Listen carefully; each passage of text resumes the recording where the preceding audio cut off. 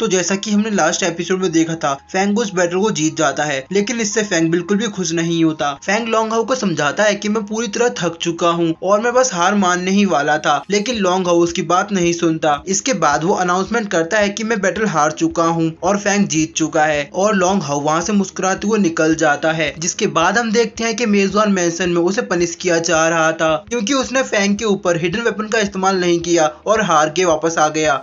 अब आगे एपिसोड की स्टार्टिंग में हम देखते हैं कि फैंग लॉन्ग हाउ की सिस्टर के साथ होता है। उसकी सिस्टर फैंग से पूछती है कि ब्रदर लॉन्ग हाउ अभी तक क्यों नहीं आए। कल उन्होंने कहा था कि वो जल्दी लौट आएंगे, लेकिन इतनी देर हो गई, वो अभी तक नहीं आए। तो ये सुनकर फैंग समझ जाता है कि चैंगसी लॉन्ग हाउ को हारने की वजह से पनिश कर रहा होगा। फैंग उसकी सिस्टर से बोलता है कि तुम बिल्कुल चिंता मत करो, वो जल्दी लौट आएगा। इसके बाद हमारा व्यू शिफ्ट होता है और हम देखते हैं कि एक आदमी लॉन्ग हाउ को लात मारता है और कहता है कि क्या तुम बेवकूफ हो, तुम्हें फैंग के सामने हार मानने की क्या जरूरत थी, तुम्हारे पास हिडन वेपन था, तुम्हें उसका इस्तेमाल करना चाहिए था। तुम्हें पता है तुम्हारी वजह से हमारे मेजबान मैंसन का नाम कितना खराब हुआ है। वो आदमी लॉन्ग हाउ से कहता है कि मुझे सच बताओ, तुमने उसके सामने हार क्यों मानी। तो लॉन्ग हाउ उसकी बात का कोई जवाब नहीं देता। तो वो आदमी बोलता है कि मुझे बताओ, नहीं तो मैं तुम्हारी जान कैसे बचा पाऊंगा। लॉन्ग हाउ बताता है कि मेरी मदर को बहुत ही सीरियस बीमारी है जिसका दुनिया में कोई भी इलाज नहीं है, और वो केवल अभी तक रिवाइवल मेडिसिन से जिंदा है, और ये मेडिसिन बहुत ही महंगी आती है। अगर ब्रदर फैंग ने हमारी हेल्प ना की होती तो शायद अभी तक मेरी मॉम जिंदा नहीं होती। अब आप ही बताइए कि भला मैं इतने अच्छे व्यक्ति को कैसे मार सकता हूँ। उसने ना केवल मेरी बल्कि मेरी सिस्टर की भी जान बचाई है। मुझ पर उसके बहुत सारे एहसान हैं। वो मुझ पर आंख बंद करके भरोसा करता है। मैं उसे धोखा देने के बारे में सोच भी नहीं सकता।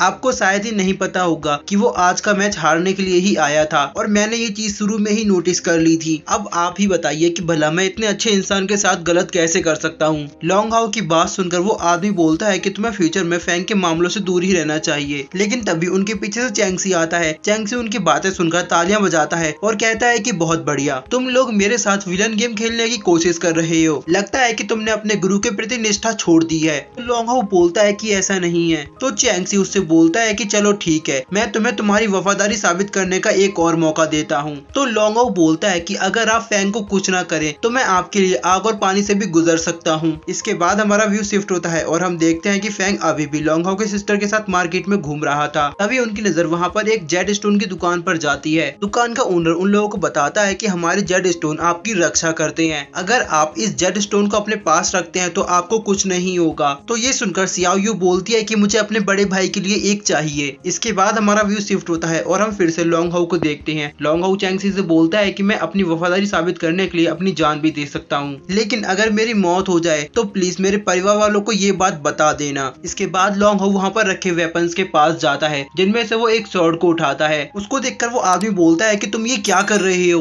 तो लॉन्ग हाउ बोलता है कि मैं अपनी वफादारी साबित करने के लिए अपना बलिदान दे रहा हूँ। वहीं दूसरी तरफ हम सियाओ यू को देखते हैं, जो कि लॉन्ग हाउ को वो जेट टोकन देने के लिए काफी खुश हो रही थी। लेकिन जैसे ही लॉन्ग हाउ उस स्वॉर्ड से अपनी गर्दन पर वार करता है, वैसे ही सियाओ यू के हाथ से वो टोकन छूट जाता है और जमीन पर गिरकर टूट जाता है। इधर हम देखते हैं कि सियाओ यू की मौत हो जाती है। अभी वहाँ एक सर्वेंट सियाओ यू की लाश को ढकता है और वो चैंगसी से पूछता है कि इसका क्या करना है। वो आदमी उस सर्वेंट से बोलता है कि ये एक वफादार इंसान है, इसीलिए इसकी बॉडी को सम्मान पूर्वक इसके परिवार वालों को लौटा देना चाहिए। तो उसकी बात सुनकर चैंगसी बोलता है कि तुमने क्या कहा वफादार, इसने अपने दोस्त के कारण अपने मास्टर को धोखा दिया है। भला ऐसा इंसान वफादार कैसे हो सकता है, ये तो एक धोखेबाज है। ऐसे इंसान की लाश को तो शहर के चौराहे पर टांग देना चाहिए, जो कि बाकी सभी लोगों के लिए एक सबक होगा। भविष्य में जो भी व्यक्ति ऐसी गलती करेगा उसको इससे भी ज्यादा कड़ी सजा मिलेगी। इसके बाद चैंगसी बोलता है कि लॉन्ग हाउ को अपनी फैमिली बहुत ही ज्यादा पसंद थी, इसीलिए उसके साथ उसकी पूरी फैमिली को भी दफना दिया जाए। इसके बाद चैंगसी वहाँ से निकल जाता है। अब हम देखते हैं कि वो सर्वेंट उस आदमी से पूछता है कि क्या आप सच में ऐसा करने वाले हैं। तो वो आदमी कहता है कि बिल्कुल नहीं, मैं चैंगसी का कोई पालतू कुत्ता नहीं कि जैसा वो कहेगा मैं वैसा करूंगा। हालांकि मेरे पास अभी कोई रास्ता नहीं,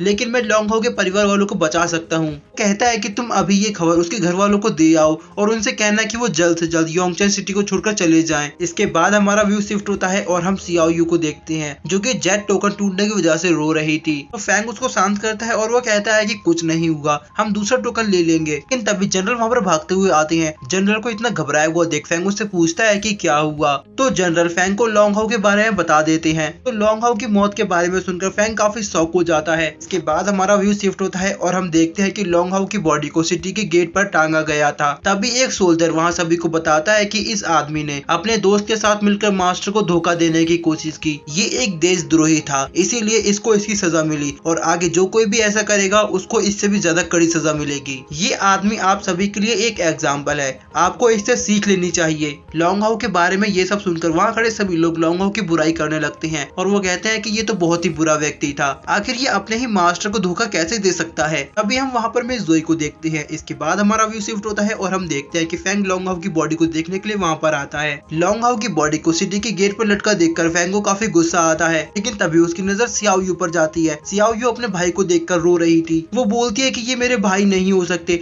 उन्होंने मुझसे वादा किया था कि वो एक बड़ा घर लेंगे, माँ का इलाज कराएंगे और हम सब हमेशा साथ साथ रहा करेंगे। ये सब बोलते हुए सियाओ यू बहुत ही ज्यादा रो रही थी। सियाओ यू को इस तरह रोता देख फैंग को काफी गुस्सा आता है और वो चैंग से लड़ने के लिए जाने लगता है, लेकिन तभी जनरल उसको रोकते हैं और वो कहते हैं कि तुम ये क्या कर रहे हो, इस तरह सभी के सामने जाकर उसके फैसले का विरोध करोगे तो ये दो फैमिली के बीच संबंधों को बिगाड़ सकता है, क्योंकि अभी तुम प्रिंसेस की फैमिली को रिप्रेजेंट कर रहे हो, इसलिए तुम इतने लापरवाह मत बनो। अभी वहाँ पर मिस जोई आती है और वो कहती है कि इस सब की वजह तुम हो। तो फैंग बोलता है कि बैटल के दौरान लॉन्ग हाउ ने पूरे टाइम अपने दूसरे हाथ को पकड़ा हुआ था। तो मिस जोई बताती है कि उसके हाथ में एक हिडन वेपन था जिसका इस्तेमाल करके वो तुम्हें बैटल के बीच मारना चाहता था। तो ये सुनकर सियाओ यू को गुस्सा आता है और वो कहती है कि तुम झूठ बोल रही हो, मेरा भाई कभी भी ऐसा नहीं करेगा। मिस जोई बोलती है कि हाँ बेशक, और इसीलिए उसका ये हाल हुआ है। प्यार हर इंसान को कमजोर बना देता है और तुम अपने दोस्त की बॉडी पाने के लिए अभी जो करने जा रहे हो वो एक बेवकूफी से ज्यादा कुछ नहीं। इसके बाद मिस जोई वहाँ से चली जाती हैं। तभी फैंग बोलता है कि इसने सच कहा,